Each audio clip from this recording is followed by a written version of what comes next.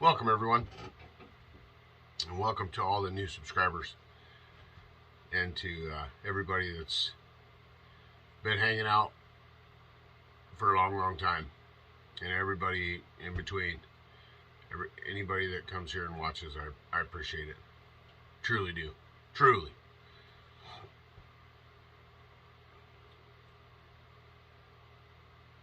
I want to talk a little bit about RAKER gauges. Finding a RAKER gauge, it's not hard to find a RAKER gauge, but if you're looking for something specific, and you don't want a real hungry saw, this one is pretty good. It's the Carlton file plate, and this is the 37503 is the part number for it. But the one thing about this one is this is how it came. See how it just has one slot? It has one slot right there. So when you're doing your rakers, you had to always either do one and then grab it and then flip it over and do the other side. Well, I modified it to be more like the other one. I believe it's 375 08 or 09. Has both sides. Well, I just took my Dremel tool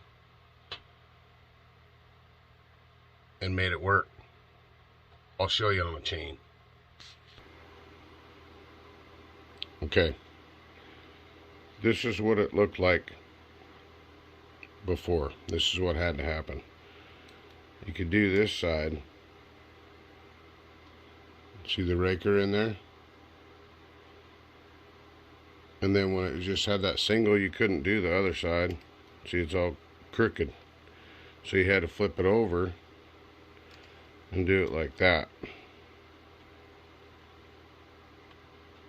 But now, with the modification from the old TazMan, see that? Now, you can do both sides from one side of the saw and not having to be all flipping it around, right? Yep, it's primo.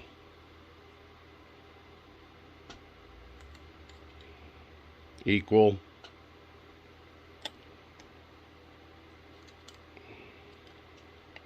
Works like a champ. I might even modify the original slot.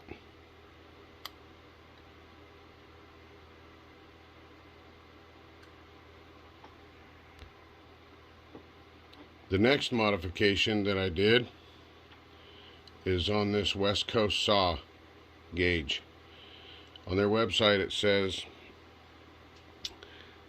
and I've talked about this before, that this setting here is for 25 thousandths.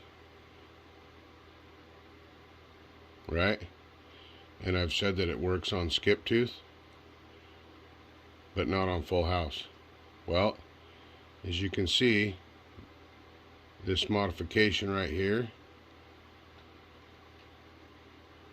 lines it up more even with this setting, with this part of this side of the gauge, which works fine on full house, but it doesn't get you to 25 thousandths. This will get you closer to 25 thousandths. I just took my Dremel tool again and came down on that until the raker fit in here. And some say that this setting here is the same as this setting here. Well, that doesn't seem possible when this one's further back, right? So it's going to be at a totally different angle by the time it gets this against the front tooth, the tooth in front of it, to set it, right? So now, remember, it never worked on full house. See that? Yeah, goes right in there. Yep, just like that one. Goes right in there now. And you can feel that this, when you run your finger across the raker right there, not much there. Let's go to this one that they say, some people say it gets you to the same thing. Nope, way more of the raker sticking up. Way more of the raker sticking up. But, oh yeah, that's primo now. Anyway, just a little bit about raker gauges and modifications that you can do if you can't get them to work. The old hot rod echo. Yeah, from muffler. It's going to be fun running that beauty. Thanks again, muffler. I appreciate it, buddy.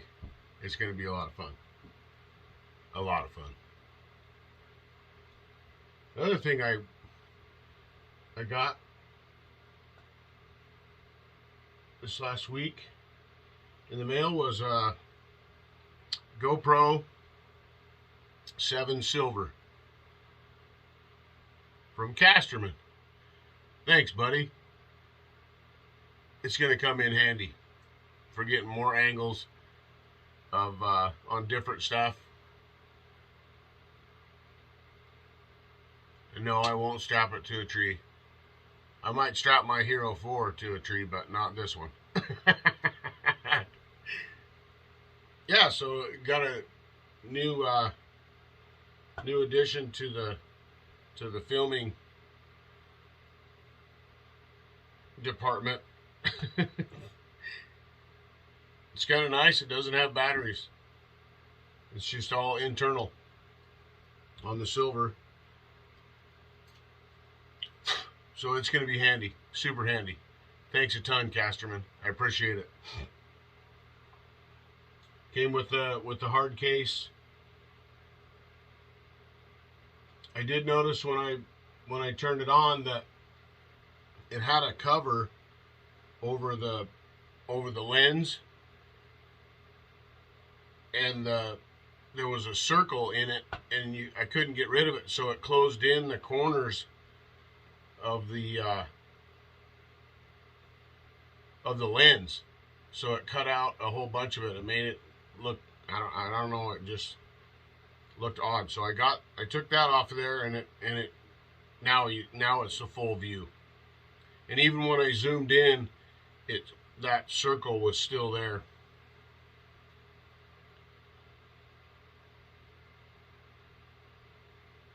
It's pretty self-explanatory. There aren't a whole lot of settings on it to mess with. Records good. Works good. SD card's good. It's awesome, Casterman. It's going to be great. We're going to get more angles when I get back to the woods.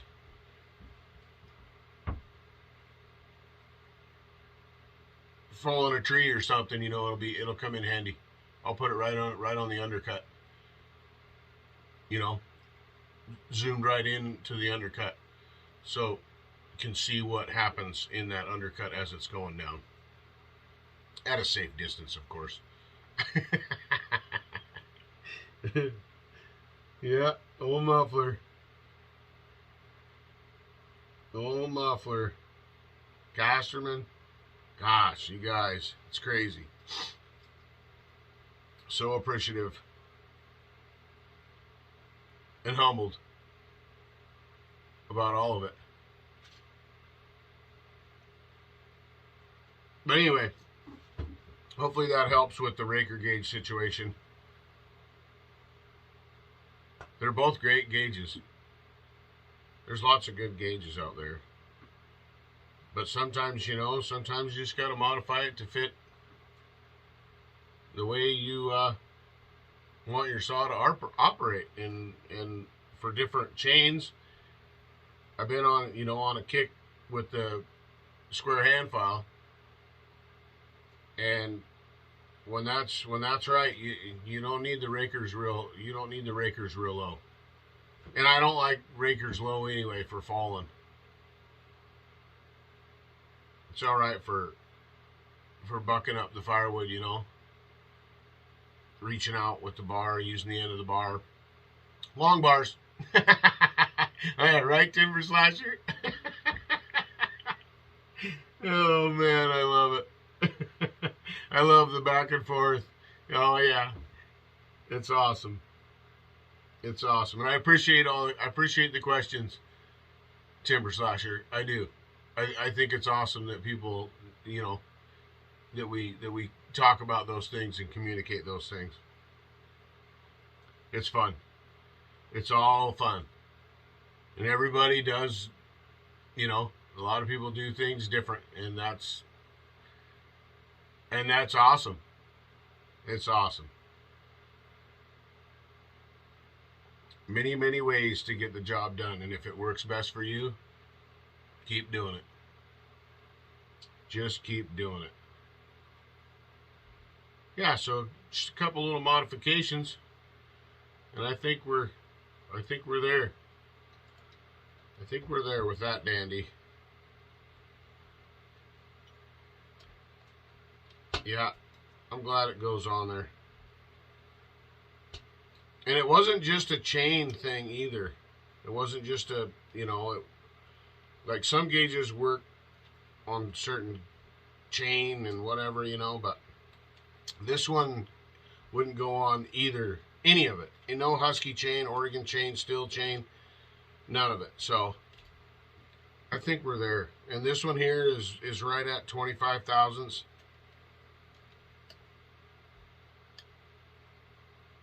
Yeah, it's right at 25 thousandths. That might need to be widened out a little bit. Yeah, I'm thinking it probably does. But we'll get it all dialed in. You find I couldn't find any more of the 37503s. I couldn't find those, but I found the 37508. And we'll see what that one does. We'll see what that one, where that one's set. And if it's set too low, like at 30 or 35 thousandths, well, I'll just modify it. Right? Just little tips. Little tips. For the people out there that mess around as much as I do with raker height and not getting it, you know, with different filings for different saws. Smaller saws don't need to be, you know,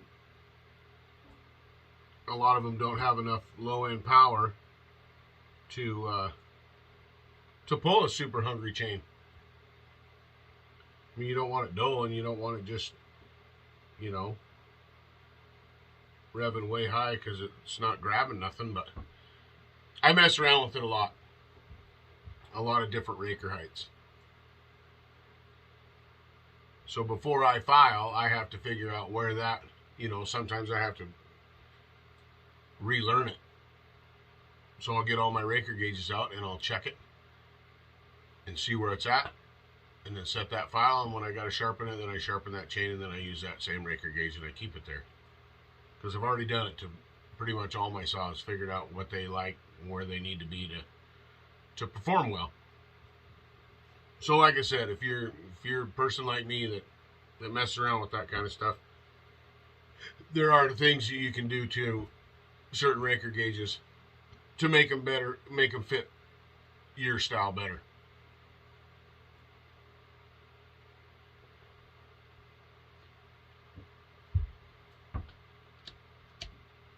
Yeah, thanks everybody. All the new subscribers coming in. Gosh, we're gaining pretty fast the last few weeks, last couple weeks since we hit 2,000. It's been steadily going up every day. It sure is fun, a ton of fun, and I appreciate everybody here.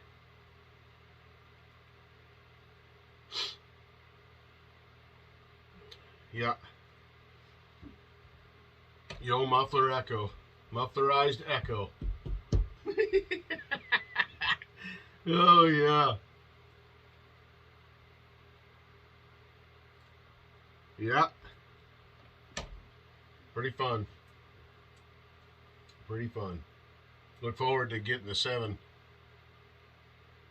silver out. I got this back for my buddy Willie that I built a rafter for, that I hung that rafter for. That was his grandpa's. Oh yeah, remember this? The Wood Wizard. Got it back. This handle, these plates of this handle came from the axe. Came from that rafter. The handle was broken and Willie took these plates and put it on this axe. So now his grandpa's axe is pretty much completely back in service. The head and the handle was repurposed into another handle. Pretty sweet. Yeah, the Wood Wizard. Isn't it a dandy? It's so cool. I love it. Thanks, Willie. I love you, man.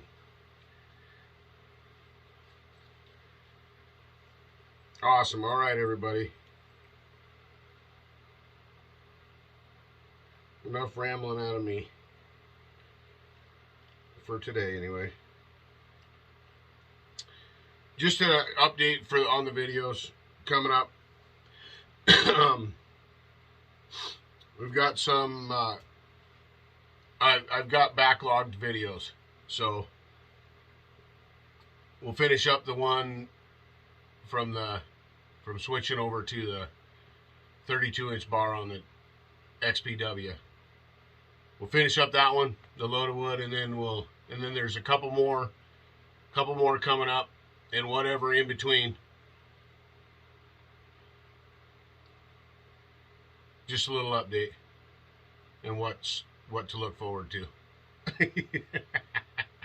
Appreciate y'all a lot. Go check out Mr. Bellhopper.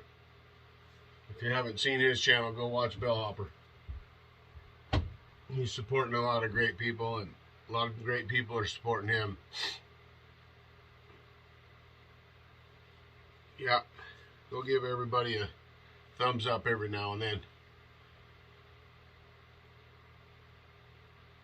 All right, everybody. Love y'all. Take care and be safe. TazMan is rolling. Scott Wilson. I hope that baby boy Cruz is doing great. Evie and Lumberjack Smokestack, we love you. We're looking forward to the plans of Tazapalooza. Yeah, we love you. Keep rolling. Have a good day, Evie.